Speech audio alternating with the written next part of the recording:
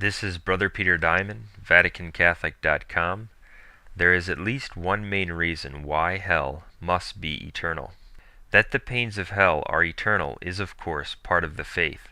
Jesus makes that quite clear in numerous places, Matthew 25:41, Mark 9:44, etc. It's also dogmatically reaffirmed by the Catholic Church. Even though people know it's taught in the Bible, many are still deeply disturbed by the consideration of this mind-boggling truth. They wonder how such an unimaginable punishment could be just. In response, many will bring up the idea that an offense against infinite majesty, God, deserves infinite punishment. That, of course, is a very valid point. However, I would like to consider this issue from another angle. The following is simply my quick opinion on why it makes perfect sense that the pains of hell are eternal. A primary reason that hell must be eternal is that the only condition that matters to man is the present condition. For example, suppose that you live in a frigid area of the world.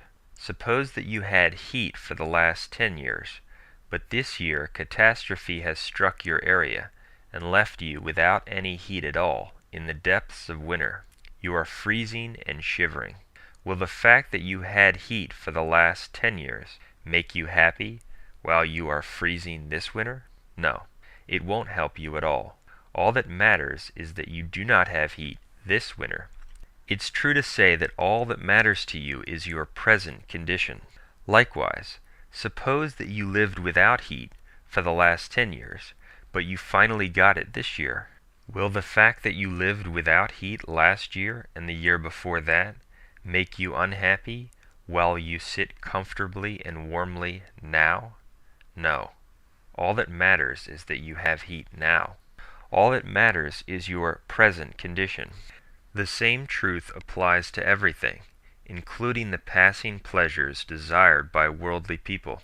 It must be pointed out that none of these passing pleasures can bring true happiness, for man was created for God and can only be fulfilled in Him. But the point holds true when we consider these issues as well. For instance, those who glory in their present state of great fame or great wealth or great success or great beauty are not troubled by the fact that they did not possess this 10 or 20 years ago. All that matters to them is that they are famous or successful or wealthy or beautiful now. All that matters to man is the present condition. Therefore, if the pains of hell did end at some point, then at that very point, the condition of the person would be free of punishment. He would suffer no pain at all. Since the present condition is all that matters to man, the end result for that man would be that he would not be punished at all. Thus, when it is considered deeply, it is true to say that a punishment that is not eternal is, in the end, actually no real punishment at all. For if it ends at any point, then the final condition of man, which is all that will matter to him, is one that is free of punishment. Some may object, what about the punishments in purgatory? They end at some point, but they are true punishments. And the answer is that the purgatorial punishments can end in no punishment, but happiness, because they are actually equivalent to loving discipline, meant for our greater good. They are purifying punishments meant for God's friends, not His enemies.